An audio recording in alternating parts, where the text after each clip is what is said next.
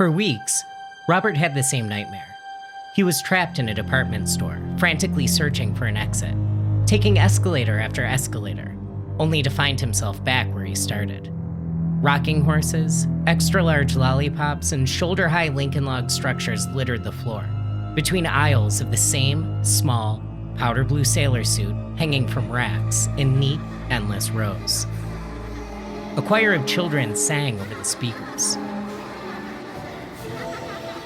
The song grew louder and more chaotic as the dream went on, until the children's choir screamed out of tune and out of rhythm. Then, the music went quiet. The lights flickered and went out, leaving Robert in total darkness. All he heard was ringing in his ears until it was disrupted by an automatic gunfire blast of a child giggling, echoing all around him, followed by the unmistakable pitter-patter of boy feet. The footsteps came from all directions, swirling around him like a tornado until they too ceased, and the silence returned. One by one, fluorescent lights turned on, illuminating a path in front of him, leading to a pile of toys. A pyramid of jacks, etch-a-sketches, rubber balls, and wiffle bats, forming a small platform. On top was a golden throne. The shining, red patent leather of buckled shoes. Knee-high cotton socks that disappeared into powder blue shorts with stripes of navy blue velvet running up the sides. A matching powder blue double-breasted jacket with bright brass buttons. Rosy cheeks, a button nose, a blonde bowl haircut, dark, emotionless, icy blue eyes set above a joyless smirk. The face of the boy. The boy. The boy. The boy. The boy. In one quick movement, the boy lunged forward, gliding over the ground. As he flew towards Robert, he opened his mouth, revealing a row of chiclet baby teeth. Robert flinched and covered his face as the boy grabbed his shoulders and bit the heel of Robert's palm. Robert would bolt awake, sweating, gasping for breath, the bite mark on his hand swelling. Robert's heart raced as he replayed the dream in his head that morning. It took a moment to remember where he was. He'd commuted to work in a daze. He backed up against the fence of the New York Public Library, squeezed his eyes shut, and counted up to 10, then back down to 1. Robert opened his eyes, and a cold, prickling fear trickled down his back. The city was dead silent. Traffic idled. Passengers hung their head out taxicab windows, looking up. People climbed to the top steps of the library to get a better view. Strange pink clouds blocked out the sun over New York City, rolling and wispy, with tendrils hanging down above the buildings. It looks like cotton candy. Cotton candy? The perfect treat for a boy, whispered Robert. He sucked in a quick breath. The sentence had come out of him automatically, without thinking. His vision tunneled and his knees buckled.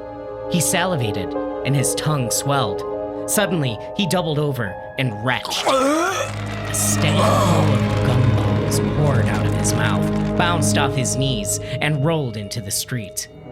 He put his hands on his knees and spat as the wave of nausea left him. He caught his breath and stood up straight. A semicircle of children had gathered around him. Each one was connected to the other at the wrist by a length of string. Their teacher held her hand over her mouth with her eyes wide. They all stared at him in horror. Robert tilted his head and spat a gumball. What? He barked. The teacher snapped out of it and tugged on the string. The children followed her in single file, staring over their shoulders. At the end of the line was a boy in a powder blue sailor suit, with knee-high white socks tucked into buckled red patent leather shoes. The hair on the back of Robert's neck stood up. The boy smirked joylessly and disappeared in the crowd. Robert clenched his eyes shut and stood for some time before he calmed down. He gathered himself and staggered to his office. Wow, I wonder what's in store for Robert and the boy. I have a feeling we'll find out soon. Hi, Hey, I'm Brother Reed, co-creator of the Story Must Be Told podcast. I hope you're enjoying your limited free trial of TSMBT Silver Streaming Plus. I'm here to tell you about an exclusive offer for the Story Must Be Told Silver Streaming Plus subscribers. The seasons are changing, so don't you think your wardrobe should too? Don't let your closet fall victim to fast fashion. You deserve a set of clothes powder blue suited for any occasion. Head on over to www.powderbluesailorsuit.com and get your own powder blue sailor suit. Each set comes with red patent leather buckled shoes, knee-high socks, blue shorts, and a matching powder blue jacket. And if you order in the next 20 minutes, our friends at the warehouse will throw in an extra large lollipop free of charge. Classics never go out of style. So head on over to www.powderbluesailorsuit.com and dress like the boy today. We now return you to your limited free trial of The Boy Omega Rising on TSMBT Silver Streaming Plus. Robert splashed water on his face and looked in the bathroom mirror. His cheeks, they were so rosy. He splashed himself again and rubbed his cheekbones. The rosiness didn't fade. He pulled down on his eyelids and exhaled. Robert squeezed his eyes shut and opened them. For an instant, they were icy blue. He gasped. He blinked, and his eyes were brown. He leaned his face closer to the mirror and blinked once more. His eyes were icy blue. Robert fell down and scurried away against the wall. He pulled his thighs to his chest and rested his chin on his knees until he caught his breath. Robert entered the office bullpen and found his coworkers pressed against the windows with their heads tilted up at the sky. A vortex of pink clouds slowly swirled around Midtown. Pulsing spiderweb of lightning fed into it, giving it strength. It's over Times Square. What is it? I've never seen anything like it. I can't get a signal on the radio. The TVs are down too. The boy, Whispered Robert.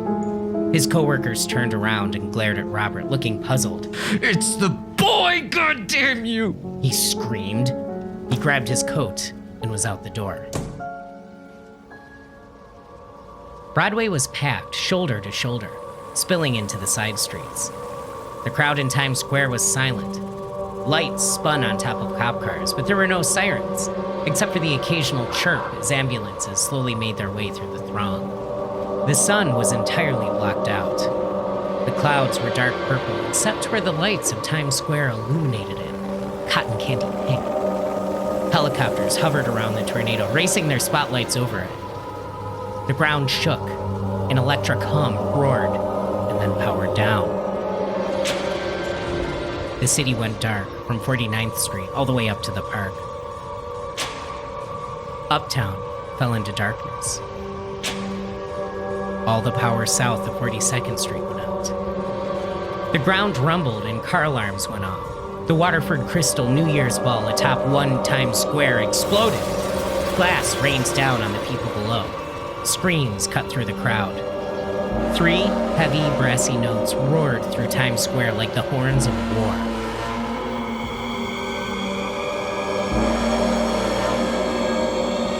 Robert's stomach rumbled and his teeth rattled. Look! The crowd gasped. The cotton candy vortex sped faster, sucking in lightning. Robert squinted as the clouds took shape from the bottom up. Buckled patent leather shoes, white knee-high socks that disappeared into shorts began to form.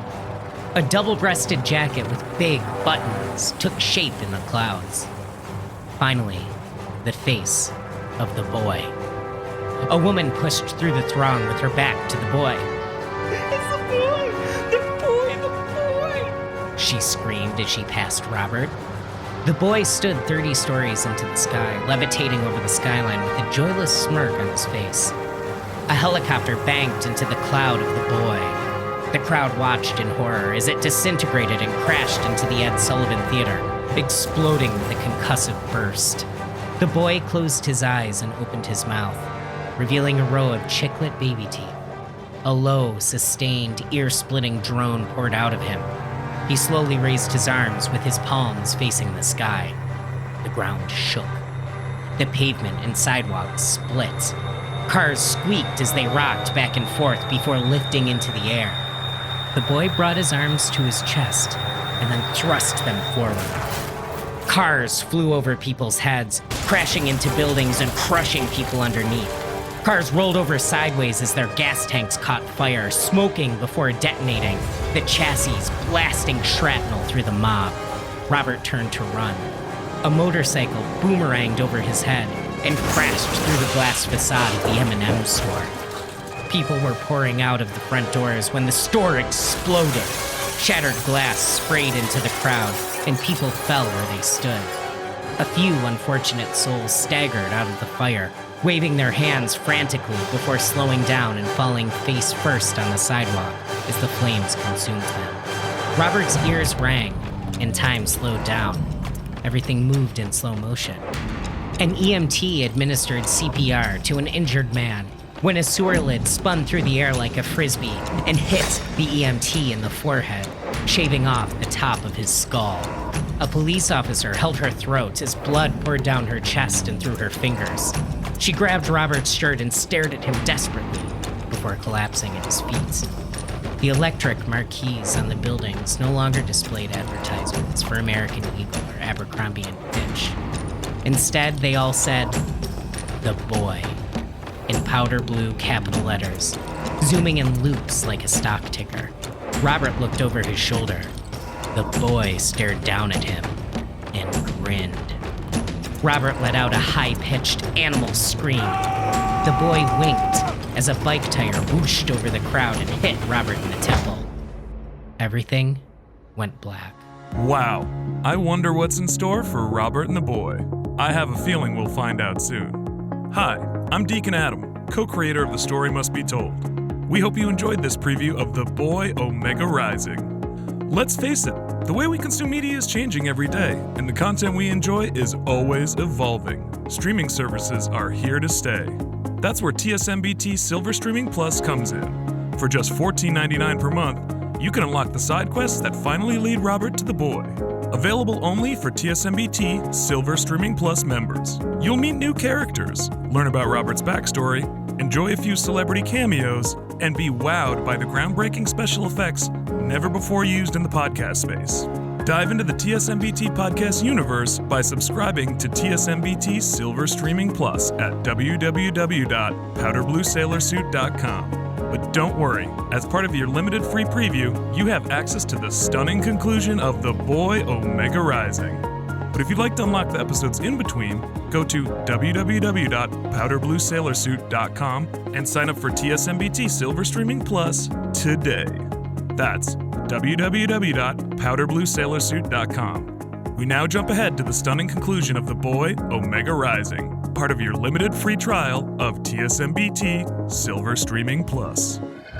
Robert felt his way down the dark hall of the tomb, hundreds of feet underground. His torch was nearly spent. Its faint glow illuminated only a few feet ahead of him, casting more shadow than light. He leaned against the limestone wall, supporting himself with his robotic arm. The 7-year trek overseas, through jungles and across the desert, had left it rusty and corroded. He stretched it out, and it let out a helpless pneumatic wheeze. Don't give up on me now. We're almost there. He could still feel the phantom pain of the boy's bite on his mechanical hand. Robert cursed himself.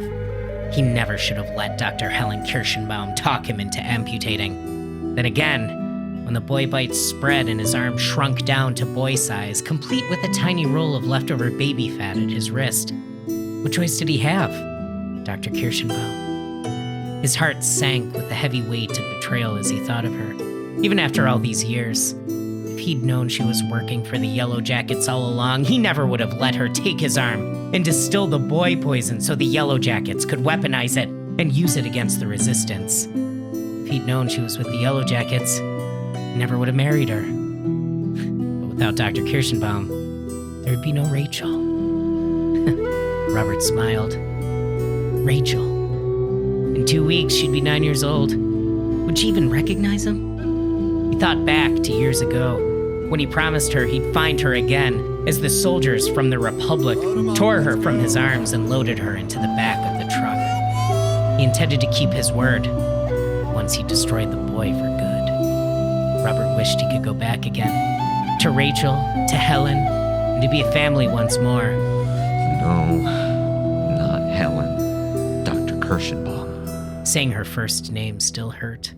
Even after all she put him through, he was still in love. But did she ever truly love him? Robert clenched his eyes shut as a tear ran down his cheek. You must focus. A familiar, joyful voice echoed through the passage. Robert opened his eyes. Grippy was standing before him. Master! Cried Robert. He crouched down to give Grippy a hug, but his arms went through him. You cannot embrace the spirits. Grippy laughed. He did his signature jig and rested on his cane. A big grin spread on his wrinkled, dark blue face, and his antenna whirred. I have so much to tell you. Robert stammered. Grippy smirked. What about? Your trials in the forest of forgotten dreams, perhaps? Or when you outwitted the giant in the palace of Ahmed-Ra? Robert smiled. You've been watching all this time from above? Grippy laughed. No, not from above, dear student. From behind, from below, from side to side. But most importantly, I've been with you all along. Right here. Grippy poked his cane to Robert's heart. The tip of it turned into white smoke when it touched him, then reformed as Grippy pulled it away. Grippy wiggled his long blue ears and smiled out of the corner of his mouth. What did I tell you the first time we met in the swamp of eternal knowledge? Robert looked at his worn boots. To Never forget you were chosen. Grippy said. All of New York was destroyed by the boy, but he spared you. Would you like to know why, dear students? Robert gasped. why? Grippy burst into laughter and slapped his knee. It is not so simple that I can just tell you, dear students. Robert slumped his shoulders. No, do not feel discouraged. The answer awaits you, dear students. You must follow the passage. The end of Robert's torch burst into a small fireball, setting it alight once again. Robert looked down the hallway. Is it the boy? But it was silent. Robert looked down, and Grippy was gone. Go forward, dear students. Whispered Grippy's voice in Robert's head. Robert took a deep breath. Yes, master. As Robert walked down the path, frescoes appeared on the walls. A painting of the boy in a powder blue sailor suit with big buttons and knee-high socks that disappeared into his red patent leather shoes, giving an apple to two nudes in a garden. Hieroglyphs of the boy handing an urn to a man with a dog's head, wearing an ornate headdress. The boy, dressed as a Roman guard, using a spear to pierce the side of a man hanging on the cross. The boy, handing a brilliant visionary a book that explained how all humans are filled with the ghosts of aliens that were dropped into volcanoes by DC-8s, as ordered by Xenu. Robert finally came upon a door. A paper, curling at the edges, was stuck against the door with Elmer's glue. Written in crayon was 3 words in a mixture of lowercase and capital letters. No girls allowed. Robert found him. He opened the door and walked into the chamber. The door slammed shut behind him, and his torch went out. Blood pounded in Robert's ears as he stood in the darkness. He felt panic in the pit of his stomach, but he swallowed it down and counted his breaths. Out of the silence came the tinkling noise of a jack-in-the-box. It slowly plucked the notes to all around the mulberry bush. A single light bulb turned on in the middle of the room, low at first, then growing in intensity. The light revealed a boys' playroom, with large picture windows on either side looking out on a freshly mowed lawn, with a treehouse in an old walnut tree.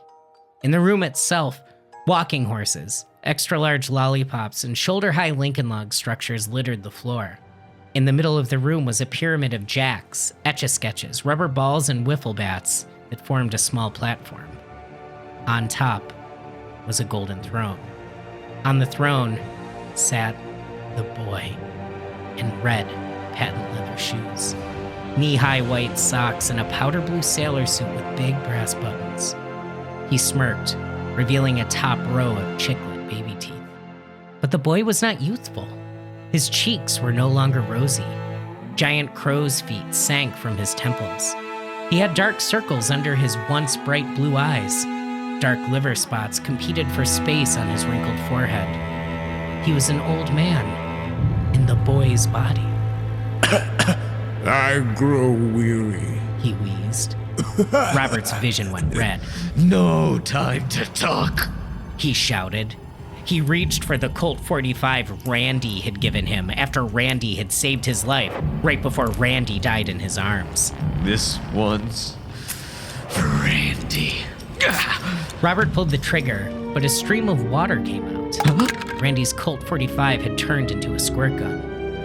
You cannot hurt the boy, said the boy in a weak voice. Robert tried to lunge forward, but he was frozen in place. The boy smiled. So, my father said I'd tell you why I chose you. Sweat poured down Robert's back. A lump formed in his throat. You don't mean... Yes, it's true, said the boy. Grippy is my father. No! Silence! Silence! The boy shifted in his seat. Do you really think there was only one boy? What defines the boy? Not his youth. No. The boy is both Alpha and Omega. He is birth, and he is death. He cannot be killed. He can only find a new host. Robert clenched his teeth. Yes, a perfect vessel. A man determined enough to travel the world many times over to find the boy, if only to kill him. Continued the boy. But the new host must want to be the boy. It must be his choice. I'll never be like you, growled Robert. You will be the boy in time, smirked the boy. Yes. The boy motioned his hand to the window and pointed outside. A young girl swung on a tire swing, laughing to herself. Rachel, whispered Robert. Not every boy is a bad boy, you know. Some are good boys throughout the ages. When the world has been at peace, it's because of the boy. The boy alone decides if the world shall know love or if it shall know death. The boy coughed into a handkerchief. He pulled it away, revealing specks of blood. Damn it! You can be a good boy if you so choose. You can let Rachel and humanity live. But know this. When you become the boy, you will have no memory of her. And if I don't become the boy? I kill her, I kill you, and I find a bad man to be a bad boy. I chose you because I know you will not be a terrible god. In a tiny corner of your heart, you reserve clemency for the boy. And truthfully, all the killing, all this death, has hardened my heart. But even I know humanity has seen enough. So I turn into the boy, and Rachel and the world keeps living? And if I don't? She dies. Robert looked out the window. Rachel was climbing up the planks to the treehouse, giggling. He wished Helen could see her. Ask yourself, is one life more important than the future of humankind? Robert glared at the boy. Make your decision. Robert clenched his fists and took a breath. To be continued. For TSMBT Silver Streaming Plus members only.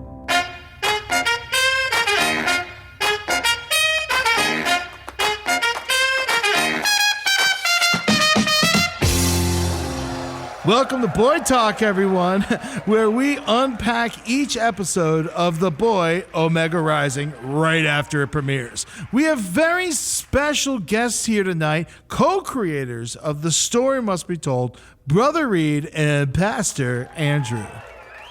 Whoa, thank you. Oh my God. Thank you. Thanks for coming out. Wow, thanks, everyone. Have a seat. Let's get started. So come on, a paywall? What a mind freak. I know. Go ahead, hate me. Plus, if you want to unlock the rest of the episodes where we meet Grippy, Randy, Dr. Kirschenbaum, Rachel, and Terrence the Robot, you can always get your fix by signing up for TSMBT Silver Streaming Plus at www.powderbluesailorsuit.com.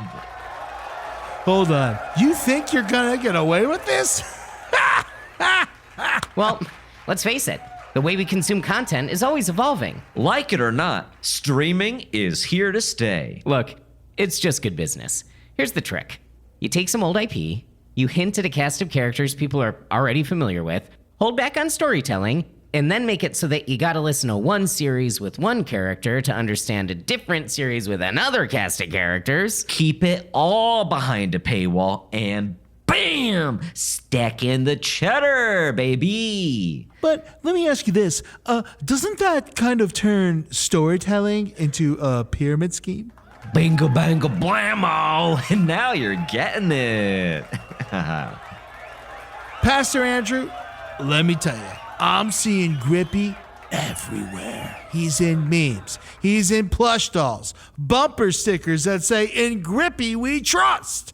Did you expect Grippy to be such a hit? Well, we hired the best marketing team in the business, so heck yeah, I did.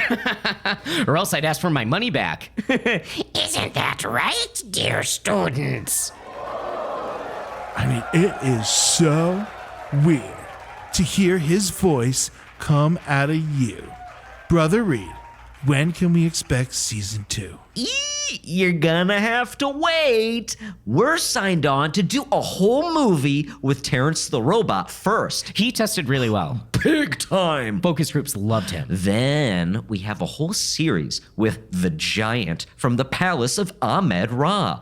One of those series, where you follow the bad guy and you're all like, wait, was he really a bad guy? Was he really blah, blah, blah, blah, blah. And not to bring down the mood, but it might be a sec because we do have some recasting to do. I'm so sorry to hear about the passing of Sir Richard Harris.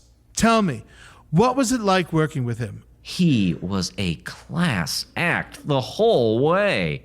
Absolutely perfect for the role. If he hadn't said yes, I don't know if we would have even made the boy an old man at the end. Whoa. Hold on. Take a step back. You said you have recasting to do? Does that mean we're going to see the boy next season? Who knows? We'll see what's trending online, then throw something against the wall and see what sticks. Maybe a baby Grippy or something. Who gives a shit? Yeah, who cares? Well, we can't wait to see what's in store. But before I let you go, we have a little surprise for you. Oh? We searched far and wide, literally to the ends of the earth, using only the clues you left in each episode, and we found a little something. A boy something. Wait. No, what? We didn't leave any clues. We literally... Stop being so humble, guys. That's right. Our online sleuths connected the dots, and you led us right to him. No. It's impossible. No, the boy is here. No, you mustn't release him from the sarcophagus. Bring him on out. No, you can't. Do you realize what you've done? Bring out His Highness the boy. The boy.